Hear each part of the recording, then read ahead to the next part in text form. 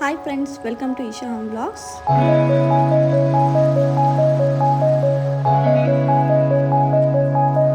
So last ಬ್ಲಾಗಲ್ಲಿ ಶಿರ್ಡಿಯಲ್ಲಿ ಎಲ್ಲೆಲ್ಲಿ ಉಳ್ಕೊಂಡಿದ್ವಿ ಏನು ಅಂತ ಹೇಳಿದ್ವಿ.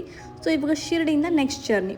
ಸೊ ಡೇ 3 ಟುವರ್ಡ್ಸ್ ನನ್ನ ಫೇವ್ರೆಟ್ ಪ್ಲೇಸ್ ಅಂದರೆ ನಮ್ಮ ಮನೆಯ ದೇವರು ತುಳಜಾ ಭವಾನಿ. ಶಿರ್ಡಿಯಿಂದ ನಮ್ಮೂರಿಗೆ ಹೋಗಬೇಕು ಅಂದರೆ ಆನ್ ದ ವೇ ಸೋಲಾಪುರ ಬರುತ್ತೆ. ಸೋಲಾಪುರದ ಒಂದು 20-30 ಕಿಲೋಮೀಟರ್ಸ್ಗೆ ತುಳಜಾಪುರ ಸಿಗುತ್ತೆ. ಸೊ ನಾವು ತುಳಜಾಪುರನೂ ನೋಡೋಣ ಅಂತ ಹೇಳ್ಕೊಂಡು, ಅಂದರೆ ನಮ್ಮ ಮನೆ ದೇವರು ಆಗಿರೋದ್ರಿಂದ ಸೊ ತುಳಜಾಪುರ ನೋಡಿಕೊಂಡು ಅಲ್ಲೇ ಮತ್ತು ದಾನಮ್ಮನ ಗುಡ್ಡ ಇನ್ನೊಂದು ಪ್ಲೇಸ್ ನೋಡಿಕೊಂಡು ರಿಟರ್ನ್ ಹಾವೇರಿ ಹೋಗೋಣ ಅಂತ ಡಿಸೈಡ್ ಮಾಡಿದ್ವಿ. ಸೊ ಇದು ಹೈವೇಲಿ ಸ್ನ್ಯಾಕ್ಸ್ ಥರ ಅಲ್ಲೆಲ್ಲ ನಮ್ಮ ಥರ ಇಡ್ಲಿ ವಡ ಮಿರ್ಚಿ ಮಂಡಕ್ಕಿ ಎಲ್ಲ ಸಿಗೋಲ್ಲ. ಲೈಕ್ ವಡಾ ಪಾವೇ ಆಲ್ಮೋಸ್ಟ್ ಮಹಾರಾಷ್ಟ್ರದಲ್ಲಿ ಸಿಗೋದು. ನೀವೆಲ್ಲೇ ಮಹಾರಾಷ್ಟ್ರದಲ್ಲಿ ರೋಡಲ್ಲಿ ನಿಲ್ಲಿಸಿದ್ರು ಸಹಿತ vada pav is famous. So ನಾವು ಸಹಿತ ಅಲ್ಲಿ ವಡಾ ಪಾವ್ ಟ್ರೈ ಮಾಡಿದ್ವಿ. ಹಾಟ್ ಆಗಿತ್ತು.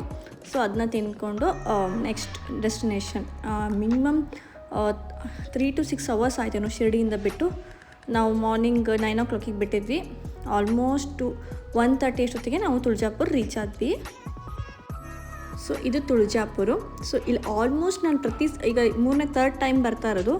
ಸೊ ಹೀಗೇನೆ ಇರುತ್ತೆ ಇಲ್ಲೆಲ್ಲದು ಶಾಪ್ಸ್ಗಳು, ಅಂದರೆ ಸ್ಟಾಲ್ಗಳು. ನಿಮಗೆ ಒಂಥರ ಜಾತ್ರೆ ವೈಬ್ಸ್ ಸಿಗುತ್ತೆ. ಯಾಕಂದರೆ ಎನಿ ಟೈಮ್ ಈ ಎಲ್ಲ ಶಾಪ್ಗಳು ಆನಲ್ಲೇ ಇರುತ್ತೆ. ಜಾತ್ರೆ ನಮ್ಮೂರಲ್ಲೆಲ್ಲ ಜಾತ್ರೆಯಲ್ಲಿ ಬಂದಾಗ ಮಾತ್ರ ಈ ಥರ ವ್ಯೂಸ್ ನೋಡೋಕ್ಕಾಗತ್ತೆ. ಇಲ್ಲಿ ಎನಿ ಟೈಮ್ ಈ ಒಂದು ರೋಡಲ್ಲಿ 2 ಪ್ಯಾರಲಲ್ ರೋಡ್ ಇದೆ. 2 ಪ್ಯಾರಲಲ್ ರೋಡಲ್ಲಿ ಹೀಗೇನೆ ಇರುತ್ತೆ. ಇಲ್ಲೇ ನಿಮಗೆ ಇದು ಹಣ್ಣು ಕಾಯಿ ಆಗಿರ್ಬೋದು, ಸೀರೆ ಉಡಿ ಕೊಡೋದಾಗಿರ್ಬೋದು, ಕುಂಕುಮ ಎಲ್ಲರೂ ಸಹಿತ ಇಲ್ಲೇ ಆನ್ ದ ವೇ ಸಿಗುತ್ತೆ. ಆ್ಯಂಡ್ ಇಲ್ಲಿ ಮೇಜರ್ ಫೇಮಸ್ ಏನಪ್ಪ ಅಂದರೆ ಬ್ಯಾಂಗಲ್ಲು ತುಂಬ ಡಿಫ್ರೆಂಟಾಗಿರುತ್ತೆ. ಸೊ ಎಲ್ಲರೂ ಆಲ್ಮೋಸ್ಟ್ ಇಲ್ಲಿ ಬಂದವರೆಲ್ಲ ಬ್ಯಾಂಗಲ್ ತೊಗೊಂಡು ಹೋಗ್ತಾರೆ. ಕುಂಕುಮ ನೋಡಿ ಎಷ್ಟು ಚೆನ್ನಾಗಿ ಜೋಡಿಸಿಟ್ಟಿರ್ತಾರೆ, ನೋಡೋಕ್ಕೆ ಎಷ್ಟು ಚೆಂದ ಅನಿಸುತ್ತೆ. ಆ್ಯಂಡ್ ತುಳಜಾಪುರ ಇರೋದು ಮಹಾರಾಷ್ಟ್ರದಲ್ಲಿ. ಆ್ಯಂಡ್ ಈ ದೇವಸ್ಥಾನ ನಿಮಗೆ ನಾರ್ಮಲಾಗಿ ಎಲ್ಲ ಟೆಂಪಲ್ ಸ್ಟೈಲ್ ಇರುತ್ತಲ್ಲ, ಹೊಯ್ಸಲ್ಲ ನಮ್ಮ ಕಡೆ ಎಲ್ಲ ಸೌತ್ ಇಂಡಿಯನ್ ಟೆಂಪಲ್ ಆ ಥರ ಇರೋದಿಲ್ಲ. ಇದು ಕಂಪ್ಲೀಟಾಗಿ ಕೋಟೆ ಥರನೇ ಇರುತ್ತೆ. ರಾಜರ ಕೋಟೆ, ರಾಜನೇ ಕಟ್ಟಿರೋವಂಥ ಒಂದು ಕೋಟೆ ಥರ ಇರುತ್ತೆ ಮಹಾರಾಷ್ಟ್ರದಲ್ಲಿ. ನೋಡ್ಬೋದು ನೀವು. ಅದೇ ಎಂಟ್ರೆನ್ಸ್ ದ್ವಾರಕಾ ಬಾಗಿಲೇ ನೋಡಿ ಎಷ್ಟು ದೊಡ್ಡದಾಗಿದೆ ಕೋಟೆ ಥರ ಅಂತ ಹೇಳ್ಕೊಂಡು. ಸೊ ತುಳಜಾಪುರ ಆ ಕಡೆ ಎಲ್ಲ ಟೆಂಪಲ್ಸ್ ಎಸ್ಪೆಷಲಿ ಶಿವಾಜಿ ಮಹಾರಾಜನ ಇದರಿಂದ ಆಗಿರೋದ್ರಿಂದ ಕೋಟೆ ಸ್ಟೈಲಲ್ಲಿ ಅದ್ರ ಸ್ಟ್ರಕ್ಚರ್ ಆಗಿರುತ್ತೆ. So this is the entrance of Tulja Bhavani temple. ನೋಡಿದ್ರೆ ಅನಿಸ್ತೇವೆ ಅದು ರಾಜಮನೆತನ, ಅಂದರೆ ರಾಜರ ಒಂದು ದ್ವಾರಕಾ ಬಾಗಿಲು ಅಂತ ಹೇಳ್ಕೊಂಡು. ಸೊ ಹಾಗೇ ಇದು ತುಂಬ ವಿಶಾಲವಾಗಿದೆ. ಆ್ಯಂಡ್ ಈ ತುಳಜಾ ಭವಾನಿನೂ ಸಹಿತ ಒನ್ ಆಫ್ ದ ಶಕ್ತಿ ಪೀಠಾಸ್ ಅಂತ ಹೇಳ್ಬೋದು. ನಾವು ಕರೆಕ್ಟಾಗಿ ಮಧ್ಯಾಹ್ನದಲ್ಲಿ ಬಂದಿರೋದು ತುಂಬಾ ಬಿಸಿಲಿತ್ತು. ಸ್ಟಿಲ್ ಎನರ್ಜಿ ಇದೆ, ಟೆಂಪಲಿಗೆ ಹೋಗ್ತಾ ಇದ್ದೀನಿ ಅಂತ ಖುಷಿನೂ ಇದೆ. ಆ್ಯಂಡ್ ಟೆಂಪಲಿನ ಎಂಟ್ರೆನ್ಸಲ್ಲೇ ನಿಮಗೆ ಈ ಥರ ಆಮೆ ಒಂದು ಮೂರ್ತಿ ಇದೆ. ಸೊ ಈಗ ವಾಹನ ಅಂತ ಹೇಳ್ತಾರಲ್ಲ, ಸೊ ಹಾಗೇ ಈ ದೇವಿಯ ವಾಹನನ ಈ ಎಂಟ್ರೆನ್ಸ್ ನೋಡ್ಬೋದು. ಇದು ಕೋಟೆ. ಸೊ ಈ ಕೋಟೆ ಎಂಟ್ರೆನ್ಸಲ್ಲಿ ಆಮೆ ಒಂದಿದೆ. ಅದನ್ನು ಎಲ್ಲರ ಹೊಸಲುಕ್ಕಿಂತ ಈ ಆಮೆನ ನಮಸ್ಕಾರ ಮಾಡಿಕೊಂಡು ಹೋಗ್ತಿದ್ದಂಗೆ ನೀವು ಕೋಟೆ ಒಳಗಡೆ ಡೌನ್ ಇಳಿತಾ ಹೋಗ್ತೀವಿ. ಸೊ ನೋಡ್ಬೋದು ಇದು ಚೆಕ್ ಇನ್ ಮಾಡ್ಕೊಂಡು ಕೆಳಗಡೆ ಹೋಗ್ತಿದ್ದಂಗೆ ಅಷ್ಟು ಸಹಿತ ಹಳೇ ಕಾಲದ ರಾಜರ ಒಂದು ಸ್ಟೈಲಲ್ಲಿ ಕಟ್ಟಿರೋವಂಥ ಒಂದು ಟೆಂಪಲ್ ಇದು. ಸೊ ಒಳಗಡೆ ನೀವು ಕೆಳಗಡೆ ಇಳಿತಿದ್ದಂಗೆ ನಾನು ಪುಷ್ಕರಣಿ ಸಿಗುತ್ತೆ, ನಿಮಗೆ ತೋರಿಸ್ತೀನಿ. ಪುಷ್ಕರಣಿ ಅಂದರೆ ಈಗ ನನಗೆ ವಾಟರ್ ಸ್ವಲ್ಪ ಅಷ್ಟು ಚೆನ್ನಾಗಿ ಕ್ಲೀನಾಗಿ ಮೇಂಟೈನ್ ಮಾಡಿಲ್ಲ. ಬಟ್ ಈ ಒಳಗಡೆ ಬರ್ತಿದ್ದಂಗೆ ವಾಡ ಒಳಗಡೆ ಬರ್ತೀವಿ ಅಂತ ಹೇಳ್ತಾರಲ್ಲ ಮಹಾರಾಷ್ಟ್ರದಲ್ಲಿ. ಸೊ ಹಾಗೆ ಮಹಾರಾಷ್ಟ್ರದಲ್ಲಿ ವಾಡದಲ್ಲಿ ಬರ್ತಿದ್ದಂಗೆ ನಿಮಗೆ ಸ್ಟಾರ್ಟಿಂಗಲ್ಲಿ ವಾಟರ್ ಚಿಲ್ಮೆ ಇರುತ್ತೆ. ಆ ತೀರ್ಥ, ದೇವಿಯ ತೀರ್ಥ ಅಂತ ಹೇಳ್ಕೊಂಡು ಎಲ್ಲರೂ ಇಲ್ಲಿ ಬಂದು ಫಸ್ಟಲ್ಲಿ ಕಾಲು ಅಥವಾ ಕೈಯಲ್ಲಿ ಸ್ವಲ್ಪ ನೀರನ್ನ ಹೆಂಗೆ ಚಿಮ್ಸ್ಕೊಂಡು ಹೋಗ್ತಾರೆ.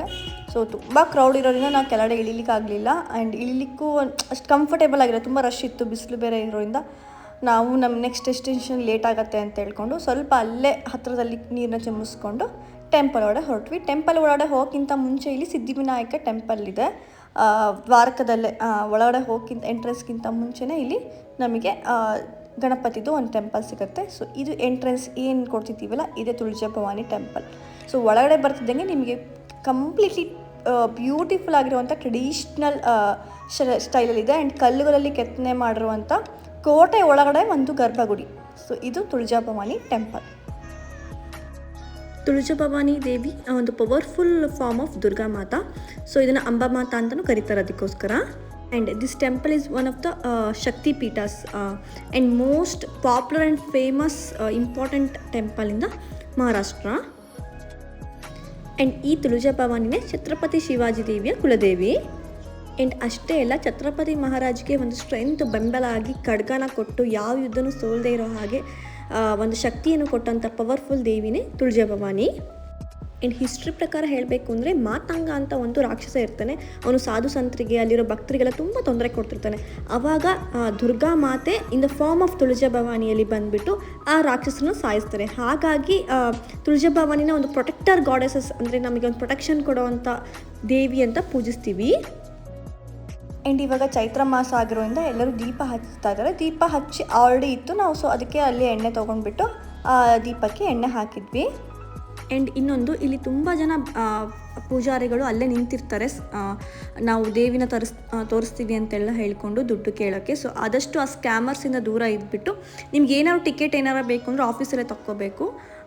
ಅದ್ರ ಡೈರೆಕ್ಟ್ ದರ್ಶನ ಕೊಡ್ತೀನಿ ಅಂತೆಲ್ಲ ಹೋಗಬಾರ್ದು. ನಾವು ಡೈರೆಕ್ಟ್ ದರ್ಶನಕ್ಕೆ ಅಂತಂದರೆ 6 hours ಕ್ಯೂ ಇರುತ್ತೆ, ಅದ್ರನ್ನ ಸ್ಕಿಪ್ ಮಾಡಿಬಿಟ್ಟು ಮುಖ ದರ್ಶನ ಅಷ್ಟೇ ನೋಡಿಕೊಂಡು 1 hour ಅಷ್ಟೇ, ಅದು ಅಂದರೆ ದೂರದಿಂದ ಕಾಣಿಸುತ್ತೆ ದೇವಿ, ಆ ಒಂದು ದರ್ಶನ ನೋಡಿಕೊಂಡು ಹೊರಡೆ ಬಂದ್ವಿ. ಆ್ಯಂಡ್ ನಾನು ಅಲ್ಲೇ ತುಳಜಾ ಭವಾನಿದೊಂದು ಸಣ್ಣ ನಮ್ಮನೆ ದೇವರೇ ಆಗಿದ್ರು ಸಹಿತ ನನ್ನ ಮನೇಲಿ ಆ ಮೂರ್ತಿ ಇರಲಿಲ್ಲ. ಸೊ ತುಂಬ ಚಿಕ್ಕದು, ಅಂದರೆ ನನ್ನ ಕೈ ಮುಷ್ಟಿ ಒಳಗಡೆ ಆಗೋವಂಥ ಒಂದು ತುಂಬ ಚಿಕ್ಕ ಮೂರ್ತಿನ ತೊಗೊಂಡ್ಬಿಟ್ಟು ಅದನ್ನು ಅಲ್ಲೇ ಸೆಕ್ಯೂರಿಟಿ ಗಾರ್ಡಿಗೆ ಕೊಟ್ಟು ದೇವಿ ಪಾದ ಹತ್ರ ಮುಟ್ಟಿಸ್ಕೊಂಡು ತೊಗೊಂಡ್ಬಂದೆ. ನೆಕ್ಸ್ಟು ದೇವಸ್ಥಾನಕ್ಕೆ ಬಂದಿದ್ದೀವಿ ಅಂತಂದರೆ ಬಳೆ ಅತ್ತೆ ಕುಂಕುಮನ ತೊಗೊಂಡು ಹೋಗೋದು ಪ್ರತೀತಿ ಇದೆ. ಸೊ ಹಾಗಾಗಿ ನಾನು ನಮ್ಮ ಅತ್ತಿಗೆ ಬಳೆನ ತೊಗೊಂಡ್ವಿ ಅಲ್ಲೇ. ಇಲ್ಲಿ ತುಳಜಾ ಭವಾನಿಲಿ ಈ ಥರದ್ದು ಚುಕ್ಕಿ ಬಳೆನೇ ತುಂಬ ಡಿಫ್ರೆಂಟಾಗಿರುತ್ತೆ. ನಾರ್ಮಲಾಗಿ ಬಳೆ ಸಿಗೋದಕ್ಕಿಂತ ಈ ಬಳೆ ಎಲ್ಲೂ ಸಿಗೋದಿಲ್ಲ. ಇಲ್ಲೇ ನಾನು ನೋಡೋದು ಮಹಾರಾಷ್ಟ್ರ ತುಳಜಾಪುರದಲ್ಲೇ. ಸೊ ಅದನ್ನ ನಾವು ತೊಗೊಂಡ್ಬಿಟ್ಟು ನಾವು ನೆಕ್ಸ್ಟು ಬಿಸಿಲು ಕೆಳಗಡೆನೂ ಇದೆ. ಆ್ಯಂಡ್ ಅಷ್ಟೇ ಅಲ್ಲದೆ ನಮ್ಮ ಪೂರ್ತಿ ಫ್ಯಾಮಿಲಿ ಹೊರಗಡೆ ಆಲ್ರೆಡಿ ಹೋಗಿಬಿಟ್ಟು ವೆಯ್ಟ್ ಮಾಡ್ತಾರೆ. ನಾನು ಇಲ್ಲಿ ದೇವಿನ ಒಳಗಡೆ ತೊಗೊಂಡು ಹೋಗಿ ಅದರದ್ದು ಪಾದ ಮುಟ್ಟಿಸ್ಕೊಂಬರೋ ತನಕ ಸ್ವಲ್ಪ ಡಿಲೇ ಆಯಿತು. ಹಾಗಾಗಿ ಅವರೆಲ್ಲ ಮುಂದೆ ಹೋಗಿದ್ದಾರೆ. ನಾನು ಮತ್ತು ನಮ್ಮ ಅತ್ತಿಗೆ ಹಿಂದಿಂದ ದೇವಿನ ಮುಟ್ಟಿಸ್ಕೊಂಡು ದೇವಿನ ಕೈಯಲ್ಲಿ ಇಟ್ಕೊಂಡು ಸೆರಗಲ್ಲಿ ಇಟ್ಕೊಂಡು ದೇವಿ ಆಶೀರ್ವಾದ ತೊಗೊಂಡು ನಾನು ಮನೆಗೆ ಹೋಗ್ತಾ ಇರೋದು. ಆ್ಯಂಡ್ ಈ ಟೆಂಪಲ್ ಬೆಳಗ್ಗೆ 5 ಗಂಟೆಯಿಂದನೇ ಓಪನ್ ಇರುತ್ತೆ. ದರ್ಶನ ಸ್ಟಾರ್ಟ್ ಆಗೋದು 5:30ಇಂದ, ಮಹಾ ಆರತಿ ಲಾಸ್ಟು 7 PM. ಆ್ಯಂಡ್ ದರ್ಶನ ನೈಟ್ 9 o'clock ತನಕನೂ ಇರುತ್ತೆ. ಮಧ್ಯಾಹ್ನ 1 ಗಂಟೆಯಿಂದ 3 ಗಂಟೆ ತನಕ ಯಾವುದೇ ರೀತಿ ದರ್ಶನ ಇರಲ್ಲ, ಬ್ರೇಕ್ ಇರುತ್ತೆ. ಆ್ಯಂಡ್ ಇದಾಗಿತ್ತು ನನ್ನ ಒಂದು ಕುಲದೇವತೆ ಅಂಬಾ ಭವಾನಿ ತುಳಜಾ ಭವಾನಿನ ಮೀಟ್ ಆಗಿರೋವಂಥ ಒಂದು ಕ್ಷಣನ. ಸೊ ತುಳಜಾ ಭವಾನಿನ ಕೈಯಲ್ಲಿಟ್ಕೊಂಡು ನನ್ನ ಊರಿಗೆ ಹೋಗ್ತಾಯಿದ್ದೀನಿ. ಹೋಗೋಕ್ಕಿಂತ ಮುಂಚೆ ಇನ್ನೊಂದು ನಮ್ಮ ಉತ್ತರ ಕರ್ನಾಟಕದ ಫೇಮಸ್ ದಾನಮ್ಮನ ಗುಡ್ಡಕ್ಕೂ ಒಂದು ಸ್ಟಾಪ್ ಕೊಡ್ತೀವಿ.